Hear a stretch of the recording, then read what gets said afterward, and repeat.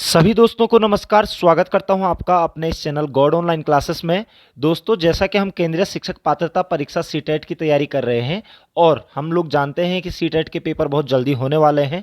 आप लोगों के बीच लगातार वीडियो सेशन लेकर आता रहता हूं। दोस्तों, सामाजिक अध्ययन का जो शिक्षण शास्त्र है, इसके अंतर्गत ये आज 21वीं वीडियो है। दोस्तों, इससे पूर्व 20 वीडियो ऑलरेडी बन चुकी हैं और 3 मैराथन क्लासेस भी इसके ऊपर बनाई गई हैं। दोस्तों, तो आप लोगों की तैयारी एक तरीके से हो पाए, इसलिए मैं लगातार कार्यरत हूं दोस्तों आपके बीच में। तो आज के इस वीडियो में आगे बढ़ने से पहले आप लोगों से एक छोटा सा अनुरोध करूंगा कि अगर आपने अभी तक चैनल सब्सक्राइब नहीं किया है दोस्तों, तो जरूर चैनल को सब्सक्राइब कर लीजिएगा, ताकि मेरा भी मनोबल बढ़ता रहेगा आप लोगों के लिए अच्छे अच्छे कंटेंट बनाने की। तो बढ़ते हैं आज के पहले क्वेश्चन की ओर। पहला क्वेश्चन, जैसा कि हम देख पा रहे हैं कि सामाजिक विज्ञान का अध्ययन वैज्ञानिक क्यों है। ये क्वेश्चन कई बार पूछ लिया जाता है कि सामाजिक विज्ञान का अध्ययन वैज्ञानिक क्यों है। ठीक है, यह सामाजिक अध्ययन को विज्ञान कहने की मांग को पूरा करता है। इसकी विषय वस्तु में वैज्ञानिक शब्दावली का प्रयोग है। इसके अंतर्गत क्रमबद्ध तरीके से प्रामाणिक ज्ञान को अर्जित किया जाता है और यह पाठक को समाज के वैज्ञानिक अध्ययन में सहायता करता है। तो देखिए दोस्तों, जो वैज्ञानिक कहा जाता है सामाजिक विज्ञान को, एक्चुअली पाठक को समाज के वैज्ञानिक अध्ययन में सहायता करने में यह बहुत योगदान देता है। इसीलिए सामाजिक विज्ञान को वैज्ञानिक कहा जाता है दोस्तों। ठीक है, पाठक को समाज के वैज्ञानिक अध्ययन में सहायता देने वाला जो विज्ञान है उसे ही सामाजिक विज्ञान कहते हैं। ठीक है, तो वैज्ञानिक अध्ययन कराने में, समाज के जो वैज्ञानिक अध्ययन कराने में जो सहायता प्रदान करता है वो सामाजिक विज्ञान है, और इसीलिए सामाजिक विज्ञान को वैज्ञानिक कहा जाता है। क्योंकि समाज के अंतर्गत किस प्रकार का कल्चर है, किस प्रकार के वहाँ के रहन सहन है, किस प्रकार की जमीन है वहाँ, किस प्रकार का जलवायु है वहाँ पर, इन चीज़ों का अध्ययन करने में सहायता करता है सामाजिक विज्ञान। इसलिए पाठकों को वैज्ञानिक अध्ययन में ये सहायता प्रदान करता है दोस्तों। तो ये चीज आप लोगों के लिए क्लियर हो चुकी है। नेक्स्ट क्वेश्चन पे बढ़ेंगे। विंसन मैसिप किस महाद्वीप की सर्वोच्च चोटी है। बहुत बार पूछा गया है ये कि विंसन मैसिप किस महाद्वीप की सर्वोच्च चोटी है। यहाँ पर ऑप्शन है यूरोप, उत्तरी अमेरिका, अंटार्कटिका या अफ्रीका। तो याद रखिएगा दोस्तों, विंसन मैसिप जो सबसे ऊंची चोटी है वो अंटार्कटिका की सबसे ऊंची चोटी है दोस्तों। इंपॉर्टेंट क्वेश्चन है, कई बार पूछ लिया जाता है। नेक्स्ट क्वेश्चन पे बढ़ेंगे। कुछ आरंभिक हिंदू मंदिरों में एक हॉल होता था जहां लोग इकट्ठा हो सकते थे। इस स्थान को कहा जाता था। ठीक है, तो जो आरंभिक हिंदू मंदिर थे वहां पर बाहर एक हॉल होता है और वहां पर लोग इकट्ठा हो सकते थे। तो इस स्थान को क्या कहा जाता था। यहां पर ऑप्शन है ग्राम भोजक, गर्भगृह, प्रदक्षिणा पथ या मंडप। तो याद रखेंगे दोस्तों, जो हॉल होता था हिंदू मंदिरों के बाहर या अभी भी होते हैं कई जगहों पर, उसे कहा जाता है मंडप। क्या कहा जाता है, मंडप कहा जाता है दोस्तों। ठीक है, तो याद रखेंगे आप लोग कि उस हॉल को मंडप कहा जाता है। नेक्स्ट क्वेश्चन पे चलेंगे। वन्य जीवन संरक्षण के लिए विद्यार्थियों को संवेदनशील बनाने के सर्वोत्तम अभ्यास कौन सा है। तो वन्य जीव संरक्षण के लिए, वन्य जीवों के संरक्षण के लिए विद्यार्थियों को संवेदनशील बनाने के लिए सर्वोत्तम अभ्यास कौन सा है। तो यहाँ पर ऑप्शन है वन्य जीवन संरक्षण पर नाटक तैयार करना, विद्यालय में वन्य जीव सप्ताह को मनाना, पशु आधारित उत्पादों को न खरीदने की प्रतिज्ञा लेना, संदर्भित नीतियों और कानूनों के बारे में पठन करना। देखिए दोस्तों, यहाँ पर विद्यालय में वन्य जीव सप्ताह को मनाना या फिर उत्पादों को न खरीदने की प्रतिज्ञा लेना या फिर संदर्भित नीतियों और कानूनों के बारे में पठन करना, ये चीजें कहीं ना कहीं हैं।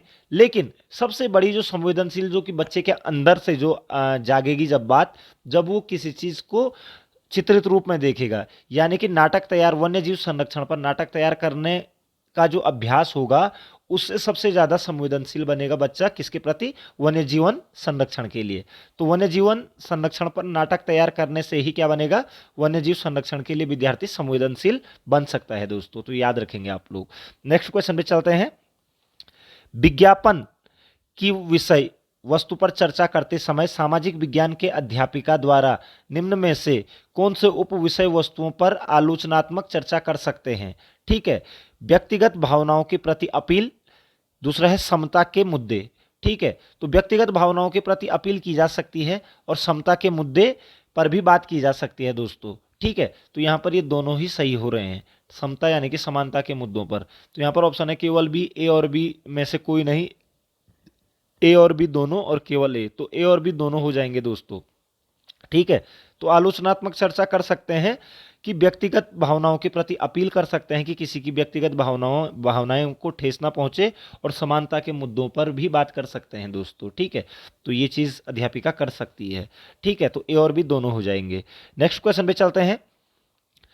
पेम्पेरो स्थानीय पवन किस देश में चलती है, सॉरी किस क्षेत्र में चलती है? तो पेम्पेरो स्थानीय पवन किस क्षेत्र में चलती है? यहां पर है सवाना, पंपास, प्रेरीज या स्टेपीज। तो याद रखना दोस्तों, पेम्पेरो जो स्थानीय पवन है वो पंपास क्षेत्र में चलती है दोस्तों। कहां चलती है? पंपास। और पंपास घास के मैदान पाए जाते हैं अर्जेंटीना, दक्षिण अमेरिका में दोस्तों। ठीक है, तो अर्जेंटीना या दक्षिण अमेरिका में चलने वाली स्थानीय पवन को पेम्पेरो कहा जाता है, और वहां के जो घास के मैदान होते हैं उन्हें पंपास कहा जाता है दोस्तों। याद रखेंगे, इंपॉर्टेंट क्वेश्चन है, कई बार पूछ लिया जाता है दोस्तों। ठीक है, नेक्स्ट क्वेश्चन पे बढ़ते हैं। पनामा नहर किन दो महासागरों को जोड़ती है? क्वेश्चन भी बहुत बार आया है सामने। ठीक है, तो यहाँ पर ऑप्शन है भूमध्य सागर एवं लाल सागर, प्रशांत महासागर एवं अटलांटिक महासागर, अरब सागर और हिंद महासागर, या भूमध्य सागर और अटलांटिक महासागर। तो याद रखेंगे दोस्तों, प्रशांत महासागर और अटलांटिक महासागर, यानी कि अटलांटिक महासागर का जो एक सागर है कैरिबियन सागर, और प्रशांत महासागर को जोड़ती है पनामा नहर। ठीक है ना, तो प्रशांत महासागर और अटलांटिक महासागर को जोड़ने का कार्य करती है पनामा नहर दोस्तों, याद रखेंगे। ठीक है, नेक्स्ट क्वेश्चन पे चलते हैं। निम्न चलवासी कृषि, चलवासी यानी कि जिसको हम स्थानांतरण कृषि भी कहते हैं, निम्न चलवासी कृषि एवं उससे संबंधित स्थान के आधार पर असत्य कथन चुने। ठीक है, तो असत्य चुनना है। ये तमराई थाईलैंड में की जाती है ये इस प्रकार की कृषि। ये चलवासी यानी कि स्थानांतरशील कृषि को तमराई कहा जाता है थाईलैंड में। रोका ब्राजील, ये भी बिल्कुल सही है दोस्तों। रोका कहाँ की है? ब्राजील की। लदांग मलेशिया, लदांग मलेशिया की है दोस्तों। मिल्पा श्रीलंका, ये गलत है दोस्तों। मिल्पा श्रीलंका नहीं, बल्कि मिल्पा जो ये है ये यूएसए संयुक्त राज्य अमेरिका की चल वासी या फिर स्थानांतरणशील कृषि को कहा जाता है मिल्पा। ठीक है, तो याद रखेंगे तमराई थाईलैंड याद रखिएगा, रोका ब्राजील और लदांग मलेशिया। मिल्पा नहीं है श्रीलंका में। ठीक है, तो आपका यहाँ पर आंसर ये बन जाएगा, क्योंकि आपने असत्य को चुनना था दोस्तों। ठीक है, मिल्पा आपकी अमेरिका में होती है ये वाली कृषि। नेक्स्ट क्वेश्चन पे चलेंगे। सूर्य की सतह से केंद्र की ओर उसकी आंतरिक संरचना का सही क्रम होगा। तो सतह से आंतरिक संरचना की का जो केंद्र की ओर, यानी कि सतह से केंद्र की ओर के लिए जो सतह का आंतरिक जो संरचना होगी उसका जो क्रम होता है वो क्या है? यहाँ पर है क्रोड विकिरण क्षेत्र, संवहन क्षेत्र, संवहन मंडल, क्रोड विकिरण क्षेत्र, संवहन मंडल, विकिरण क्षेत्र और क्रोड, और विकिरण क्षेत्र, संवहन मंडल और क्रोड। तो याद रखेंगे दोस्तों, संवहन मंडल, ठीक है, उसके बाद विकिरण क्षेत्र, विकिरण क्षेत्र, और उसके बाद क्रोड, क्रोड यानी कि सबसे आंतरिक भाग को। ठीक है, तो संवहन मंडल, विकिरण क्षेत्र और क्रोड, ये बाहर से अंदर की ओर को इसका क्रम है दोस्तों। ठीक है, नेक्स्ट क्वेश्चन पे चलते हैं। मिस्र का वरदान किसे कहते हैं? दोस्तों एक्चुअली मिस्र का वरदान नहीं, बल्कि नील नदी का वरदान किस देश को कहा जाता है, क्वेश्चन ये है। बहरहाल आप समझ गए होंगे कि मिस्र का वरदान किसे कहते हैं। तो नील नदी यहाँ पर ऑप्शन है, तो क्वेश्चन ये बनना था कि नील नदी का वरदान किसे कहा जाता है, तो मिस्र को कहा जाता है दोस्तों। ठीक है, ये क्वेश्चन थोड़ा सा रॉन्ग हो चुका है, लेकिन है इंपॉर्टेंट, आप क्वेश्चन समझ चुके होंगे। ठीक है, और आपको पता है कि जो नील नदी है विश्व की सबसे लंबी नदी है। ठीक है, विक्टोरिया झील से निकलती है और पूरे मिस्र में होकर के जा करके मिस्र के क्षेत्र में पानी की समस्या और सिंचाई की समस्या को दूर करती है, जिससे कि कपास की खेती यहाँ पर बहुत अच्छे तरीके से होती है दोस्तों। ठीक है, मिस्र में, तो मिस्र को नील नदी का वरदान भी कहा जाता है। ठीक है, नील नदी का वरदान मिस्र को कहा जाता है, ये चीज आप लोग क्लियर रख लेंगे। नेक्स्ट क्वेश्चन पे चलते हैं। कांग्रेस द्वारा पारित पूर्ण स्वराज 1929 के लिए संघर्ष प्रस्ताव के बाद कब स्वतंत्रता दिवस मनाया गया? आपको पता है कि पूर्ण स्वराज की मांग की गई थी कांग्रेस के अधिवेशन 1929 में। ठीक है, और 26 जनवरी 1930 को जवाहरलाल नेहरू ने लाहौर में रावी नदी के तट पर लाहौर में झंडा फहराया था दोस्तों। तो 26 जनवरी 1930 को ही स्वतंत्रता दिवस मनाया गया था दोस्तों। ठीक है, याद, पहला ही ऑप्शन है 26 जनवरी 1930 को दोस्तों। नेक्स्ट क्वेश्चन पे बढ़ेंगे। रोमन साम्राज्य में काली मिर्च की इतनी मांग थी कि वे इसे डैश के नाम से बुलाते थे। तो रोमन साम्राज्य में काली मिर्च की बहुत ज्यादा मांग थी, वो इसे क्या कहते थे? काला जाई, काला सोना, काला ताबीज या काला पत्थर। तो काला सोना के नाम से जानते थे दोस्तों इसको। ठीक है, बहुत ज़्यादा मांग थी और इसे काला सोना के नाम से भी बोला जाता था काली मिर्च को। ठीक है, नेक्स्ट क्वेश्चन पे चलते हैं। नाथ साहित्य का संबंध है, तो नाथ साहित्य का संबंध किससे है? बंगाली से, असमी से, उड़िया से या मैथिली से? तो देखिए दोस्तों, नाथ जो साहित्य था उसका संबंध था आपका बंगाली से। ठीक है, जो हठ योगी होते थे वो नाथ संप्रदाय से होते थे, और ये बंगाली साहित्य से इसका संबंध है, नाथ साहित्य का संबंध। ठीक है, याद रखेंगे आप लोग। कुछ कुछ मराठी भी मिलता है, मराठी में भी इनका साहित्य मिलता है, लेकिन मुख्य रूप से बंगाली में ही नाथ साहित्य मिलता है दोस्तों। नेक्स्ट क्वेश्चन पे चलेंगे। चोल काल में व्यापारियों के संघ को डैश कहा जाता था? तो चोल काल में व्यापारियों के संघ को क्या कहा जाता था? यहां पर ऑप्शन है ग्रामम, श्रेणी, नगरम या सभा। तो याद रखिएगा दोस्तों, चोल काल में जो व्यापारियों के संघ को कहा जाता था वो कहा जाता था नगरम। क्या कहा जाता था? नगरम। ठीक है, व्यापारियों के संघ को कहा जाता था नगरम। ठीक है, नेक्स्ट क्वेश्चन पे चलते हैं। हिरण्यगर्भ नामक अनुष्ठान किया जाता था। हिरण्यगर्भ नामक अनुष्ठान किया जाता था जब एक राजा किसी क्षेत्र को जीतता था। राजा को क्षेत्रीय घोषित करने के लिए, चाहे वो जन्म से क्षत्रिय न हो, तो इसीलिए होता था दोस्तों, याद रखेंगे। हिरण्यगर्भ नामक जो अनुष्ठान किया जाता था वो राजा को क्षत्रिय घोषित करने के लिए किया जाता था, चाहे वो जन्म से क्षत्रिय हो या ना हो, लेकिन उसे क्षत्रिय घोषित करने के लिए ही हिरण्यगर्भ नामक अनुष्ठान किया जाता था दोस्तों। तो बढ़ते हैं नेक्स्ट क्वेश्चन पे। मणिग्रामम क्या था? मणिग्रामम क्या था, ये भी बहुत बार पूछा जाता है, ये क्वेश्चन इंपॉर्टेंट क्वेश्चन है कि मंदिरों का शहर, व्यापार संघ, कांस्य की मूर्तियां बनाने में प्रयुक्त तकनीकी या बंदरगाह? तो दक्षिण भारत में प्राचीन काल में व्यापार संघ, जो व्यापार संघ होता था दोस्तों, उसे मणिग्रामम कहा जाता था दोस्तों। ठीक है, मणिग्रामम या ग्रामम भी कहा जाता था व्यापारियों के संघ को, या मणिग्रामम भी कहा जाता था व्यापार संघ को दोस्तों, याद रखेंगे। नेक्स्ट क्वेश्चन पे चलेंगे। पाठ्यक्रम पूरा करने के बाद किए गए मूल्यांकन को योगात्मक कहा जाता है। ठीक है, जब पाठ्यक्रम पूरा हो जाता है और उसके बाद जो मूल्यांकन किया जाता है तो उसे योगात्मक मूल्यांकन कहा जाता है। यह संबद्ध है।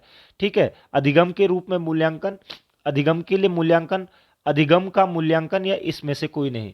तो देखिए दोस्तों, यहाँ पर जो इसका एग्जैक्ट आंसर हो जाएगा, क्योंकि अधिगम करने के बाद हो रहा है मूल्यांकन, तो यानी कि अधिगम का मूल्यांकन हो रहा है। ठीक है, अधिगम का मूल्यांकन, जो भी सीखा है उसका मूल्यांकन हो रहा है, तो अधिगम का मूल्यांकन हो जाएगा। ठीक है, यहां पर नेक्स्ट क्वेश्चन पे चलेंगे। प्रायोगिक अधिगम गतिविधि में शिक्षार्थियों को एक प्रामाणिक अनुभव में शामिल किया जाता है जो उन्हें अनुमति देता है। तो प्रायोगिक अधिगम गतिविधि में शिक्षार्थियों को एक प्रामाणिक अनुभव में शामिल किया जाता है। ठीक है, जो प्रैक्टिकली जो गतिविधियां होती हैं उसमें शिक्षार्थियों को एक प्रामाणिक अनुभव में शामिल किया जाता है। तो बच्चों को किस चीज़ की अनुमति मिलती है? खोज और प्रयोग करने की, अर्थ निर्माण की, समझ विकसित करने की, या उपरोक्त सभी? तो ये सभी चीज़ें आ जाएंगी दोस्तों। अगर कोई भी गतिविधि होती है तो वहाँ पर खोज का प्रयोग करने की भी अनुमति मिलती है, अर्थ निर्माण करने की अनुमति मिलती है, और समझ विकसित करने की अनुमति भी मिल जाती है। तो उपरोक्त सभी इसका क्या हो जाएगा? आंसर हो जाएगा दोस्तों। नेक्स्ट क्वेश्चन पे बढ़ते हैं। सबसे अच्छी क्रिया जो शिक्षण अधिगम सामाजिक में योगदान देगी वह होगी।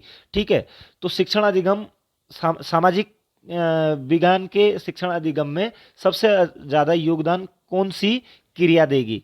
तो ऑप्शन ये है प्रतिबिंब, बी चर्चा, व्यक्तिक अधिगम, या आवृत्ति अधिगम। तो याद रखिएगा दोस्तों, सामाजिक विज्ञान के जो अधिगम, शिक्षण अधिगम में जो सबसे अच्छा योगदान देती है वो देती है आपका चर्चा दोस्तों, याद रखेंगे। चर्चा करने से ही सामाजिक जो विज्ञान का जो अधिगम शिक्षण होता है वो और भी ज़्यादा मजबूत होता है दोस्तों। तो इंपॉर्टेंट क्वेश्चन है, ये भी कई बार पूछ लिया गया है दोस्तों, ये भी इससे पूर्व भी। नेक्स्ट क्वेश्चन पे चलते हैं। निम्नलिखित में से किस पद्धति में शिक्षक कक्षा को व्याख्यान देकर नहीं पढ़ाता है? इसके बजाय वह एक सम्मेलन आयोजित करता है।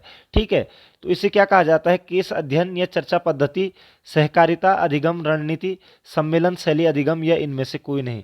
तो सम्मेलन आयोजित करता है तो ये सम्मेलन शैली अधिगम के अंतर्गत आता है दोस्तों। कई जगहों पर स्टूडेंट इकट्ठा होते हैं और टीचर उनका एक सम्मेलन मंगाता है और वहाँ पर सम्मेलन आयोजित किया जाता है, तो इसे सम्मेलन शैली अधिगम कहा जाता है दोस्तों। ठीक है, याद रखेंगे। नेक्स्ट क्वेश्चन पे बढ़ते हैं। डैश को अक्षमता नहीं माना जा सकता है?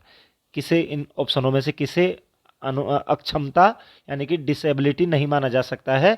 मानसिक रुग्णता, दृष्टिहीनता, शारीरिक या प्रत्यक्षण। तो देखिए दोस्तों, मानसिक रुग्णता या दृष्टिहीनता या शारीरिक अक्षमता, ये अक्षमता होती हैं। लेकिन प्रत्यक्षण क्या होता है? प्रत्यक्षण एक अधिगम से संबंधित है, जो कि वातावरण में अपनी इंद्रियों के द्वारा एहसास करके आदमी सीखता है, उसे ही प्रत्यक्षण कहा जाता है। तो प्रत्यक्षण एक अक्षमता नहीं हो सकती है, याद रखेंगे दोस्तों। ठीक है, तो प्रत्यक्षण एक अधिगम का क्या है? एक स्रोत है दोस्तों। नेक्स्ट क्वेश्चन में चलते हैं। लिंग सामाजिकरण का अर्थ है। लिंग सामाजिकरण का अर्थ क्या है? परिवार लड़कों की तुलना में लड़कियों के संदर्भ में अधिक महत्वपूर्ण भूमिका निभाता है। लड़कियों की अपेक्षा लड़कों का पक्ष लेना, लड़कों के मुकाबले लड़कियों का पक्ष लेना, अपने समान लिंग के साथ खेलना। ठीक है, तो ये चीजें नहीं होंगी दोस्तों। परिवार लड़कों की तुलना में लड़कियों के संदर्भ में अधिक महत्वपूर्ण भूमिका निभाता है, इसे ही लिंग समाजीकरण कहा जाता है दोस्तों। जब परिवार में लड़कों की तुलना में लड़कियों के संदर्भ में अधिक महत्वपूर्ण भूमिका निभाई जाती है, ठीक है, तो उसे लिंग समाजीकरण कहते हैं दोस्तों। ये इसका आंसर हो जाएगा। नेक्स्ट क्वेश्चन पे चलते हैं। सामाजिक विज्ञान की प्रकृति काफी हद तक व्यक्तिपरक है, इसलिए इसका शिक्षण, ठीक है, शिक्षकों के पूर्वाग्रहों से प्रभावित हो सकता है, शिक्षकों के पूर्वाग्रहों से प्रभावित होगा, शिक्षकों के पूर्वाग्रहों से प्रभावित नहीं होगा, शिक्षकों के पूर्वाग्रहों से प्रभावित होना चाहिए।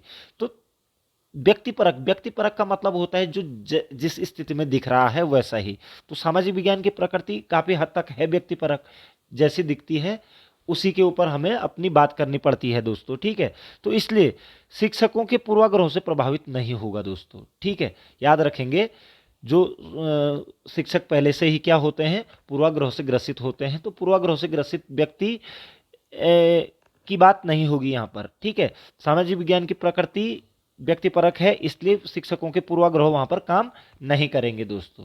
ठीक है, यानी कि शिक्षकों के पूर्वाग्रहों से प्रभावित नहीं होगा दोस्तों। ठीक है, नेक्स्ट क्वेश्चन पे चलते हैं।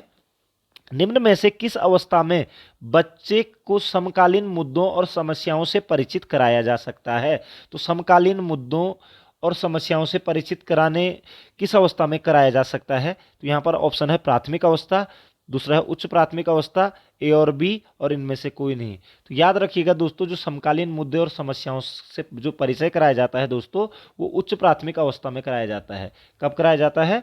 उच्च प्राथमिक स्तर में कराया जाता है। इंपॉर्टेंट क्वेश्चन है ये भी। ठीक है, यहाँ पर ऑप्शन ए और बी भी दिख रहा है, कई लोग इस तरीके के ऑप्शन देखते ही उस पर टिक मार देते हैं। तो थोड़ा सा समझना है कि प्राथमिक स्तर पर बच्चे समकालीन मुद्दों और समस्याओं से परिचित नहीं रहते हैं दोस्तों। ठीक है, क्योंकि उन्हें तो उनके अंदर तो रुचि उत्पन्न करनी होती है और पढ़ने के प्रति उन्हें वो करना पड़ता है, मतलब लगाना पड़ता है। ठीक है, नेक्स्ट क्वेश्चन पे चलेंगे। सामाजिक विज्ञान कक्षा में शिक्षक द्वारा अपनाई जा सकने वाली उपचारात्मक रणनीतियों को की पहचान करें। ठीक है, तो सामाजिक विज्ञान कक्षा में शिक्षक द्वारा अपनाई जा सकने वाली उपचारात्मक रणनीति की पहचान करें। पहला, उपचारात्मक शिक्षकों को संबंधित विद्यार्थियों को पहले से ही प्रशिक्षण देना चाहिए और इसकी प्रभावशीलता की नियमित समीक्षा करनी चाहिए। तो बिल्कुल बात सही है दोस्तों। शिक्षण छोटे समूहों में या व्यक्तिगत रूप से किया जा सकता है। बिल्कुल, उपचारात्मक शिक्षण छोटे समूह में या व्यक्तिगत रूप से भी किया जा सकता है। एक और दो, दोनों, तो इसका आंसर यही हो जाएगा दोस्तों। ठीक है, दोनों ही आंसर सही है। ठीक है, उपचारात्मक शिक्षण कैसे भी आप करा सकते हैं। ठीक है, और उसकी प्रभावशीलता की समीक्षा भी करनी पड़ती है दोस्तों। ठीक है, नेक्स्ट क्वेश्चन पे चलेंगे। उपचारात्मक शिक्षण का उद्देश्य कौन सा नहीं है? ठीक है, उद्देश्य कौन सा नहीं है? अपने समकक्षों से बहुत पीछे रहने वाले विद्यार्थियों को अधिगम में सहायता प्रदान करना, ये तो है दोस्तों। छात्रों को उनकी क्षमताओं और आवश्यकताओं के अनुसार अधिगम की गतिविधियों और व्यावहारिक अनुभव प्रदान करना, ये भी है। बुद्धिमान छात्रों को पढ़ाने के लिए विभिन्न रणनीतियां निर्दिष्ट करना। तो उपचारात्मक शिक्षण का उद्देश्य शायद नहीं है, शायद क्या बिल्कुल एग्जैक्ट है कि जो बुद्धिमान छात्र हैं उनके लिए विभिन्न प्रकार की रणनीतियां निर्दिष्ट नहीं करना, ये उद्देश्य नहीं है दोस्तों। तो यहाँ पर ये आपका आंसर बन जाएगा। बाकी फोर्थ है, विद्यार्थियों को विभिन्न विषयों में अपने बुनियादी ज्ञान को समेकित करने में मदद करने के लिए गहन उपचारात्मक सहायता के साथ व्यक्तिगत शैक्षिक कार्यक्रम तैयार करना। तो ये भी है उपचारात्मक शिक्षक का उद्देश्य। लेकिन बुद्धिमान छात्र के लिए उपचारात्मक शिक्षण की जरूरत ही नहीं पड़ने वाली है। ठीक है, तो इसलिए उसके लिए रणनीति बना करके टाइम वेस्ट करना बेवकूफ़ी वाला काम हो जाएगा और ये उपचारात्मक शिक्षण का उद्देश्य नहीं होगा, क्योंकि उपचारात्मक शिक्षण कमजोर बच्चों के लिए किया जाता है दोस्तों। ठीक है, तो यहाँ पर बुद्धिमान छात्रों को पढ़ाने के लिए विभिन्न रणनीतियां निर्दिष्ट करना ये उद्देश्य नहीं होगा उपचारात्मक शिक्षण का। नेक्स्ट क्वेश्चन पे चलते हैं। कौन सा परीक्षण उपचारात्मक शिक्षण की ओर ले जाता है जिसमें शिक्षक को गुणवत्तापूर्ण शिक्षा के लिए निर्देशात्मक सामग्री तैयार करनी होती है? ठीक है, तो कौन सा परीक्षण यहाँ पर है? निदानात्मक, उपलब्धि परीक्षण, संरचनात्मक या योगात्मक? तो निदानात्मक दोस्तों, निदान सबसे पहले हम निदान का मतलब होता है डायग्नोस करना, पता लगाना कि किस चीज़ की कमी, कौन सी कमी है बच्चे के अंदर जिससे कि वो अधिगम नहीं कर पा रहा है। तो जैसे निदान हो जाता है तो उसके बाद उपचार शुरू किया जाता है दोस्तों। तो निदानात्मक परीक्षण ही उपचारात्मक शिक्षण की ओर ले जाता है दोस्तों, याद रखेंगे। ठीक है, तो ये चीज़ आप लोगों की क्लियर हो जाएगी। नेक्स्ट क्वेश्चन पे बढ़ेंगे। निम्नलिखित में से कौन सी एक कक्षा में भौगोलिक पर्यवेक्षण की एक सहायक सामग्री नहीं है? तो भौगोलिक पर्यवेक्षण की एक सहायक सामग्री कौन सी नहीं है? ग्लोब, प्राकृतिक खोज, आलेख या मॉडल? तो ग्लोब, आलेख और मॉडल ये तो ऑलरेडी भौगोलिक पर्यवेक्षण का काम करती हैं। प्राकृतिक खोज कक्षा कक्ष में कहाँ से होगी? ठीक है, तो प्राकृतिक खोज के लिए तो आपको जाना पड़ेगा, तो प्राकृतिक खोज नहीं है, ये एक इसका आंसर हो जाएगा। सहायक सामग्री नहीं है प्राकृतिक खोज एक। ठीक है दोस्तों, ये एक यात्रा हो सकती है प्राकृतिक खोज, तो ये आपका आंसर बन जाएगा। नेक्स्ट क्वेश्चन में बढ़ेंगे। सामाजिक विज्ञान में मूल्यांकन का प्राथमिक उद्देश्य है। तो मूल्यांकन का प्राथमिक उद्देश्य क्या है सामाजिक विज्ञान में? पाठ्य पुस्तक के ज्ञान को याद करना और सभी शिक्षार्थियों के लिए परीक्षा के तनाव को कम करना। बिल्कुल याद करने वाली जैसी तो बात ही नहीं होती है। सीखने वालों को श्रेणीबद्ध और लेबल करना। अगला है शिक्षार्थियों के बीच सामाजिक अंतर को उजागर करना। और फोर्थ है शिक्षार्थियों को प्रतिक्रिया देना और उसके लिए मानक स्थापित करने के लिए प्रयास करना। ठीक है, तो मूल्यांकन का प्राथमिक उद्देश्य यही होगा दोस्तों कि शिक्षार्थियों को प्रतिक्रिया देना और उनके लिए मानक स्थापित करने के लिए प्रयास करना। ये प्रयास होगा अगर, तो यही उद्देश्य सामाजिक विज्ञान के मूल्यांकन का होता है। ठीक है, नेक्स्ट क्वेश्चन पे बढ़ते हैं। सामाजिक विज्ञान में किस प्रकार के शिक्षण सहायक उपकरण सबसे अधिक उपयोगी हैं? ठीक है, तो किस प्रकार के शिक्षण सहायक उपकरण सबसे ज़्यादा उपयोगी होते हैं सामाजिक विज्ञान में? ऑप्शन है मॉडल, संग्रहालय, श्रव्य दृश्य माध्यम या रेखाचित्र उपकरण। तो होने को तो सभी हैं, लेकिन सबसे ज़्यादा उपयोगी अगर बात की जाए तो वो होते हैं दोस्तों श्रव्य दृश्य माध्यम। ठीक है, श्रव्य दृश्य माध्यम से ही सामाजिक विज्ञान का शिक्षण सबसे बेटर हो सकता है। तो ये इसका आपका आंसर बन गया। तो आशा करता हूँ दोस्तों कि आपको वीडियो जरूर पसंद आई होगी। अगर आपको कहीं पर कोई दिक्कत आती है तो आप मुझसे ज़रूर कमेंट सेक्शन में ज़रूर लिखिएगा। लाइक कीजिएगा दोस्तों वीडियो को अगर आपको पसंद आती है, और अपने दोस्तों के साथ शेयर करना ना भूलिएगा। आपका समय उज्जवल हो, मैं आपके उज्जवल भविष्य की कामना करता हूं, और आप लोगों का इस बार सीटेट निकल जाए। इन्हीं शुभकामनाओं के साथ मिलते हैं नेक्स्ट वीडियो में। तब तक जय हिंद।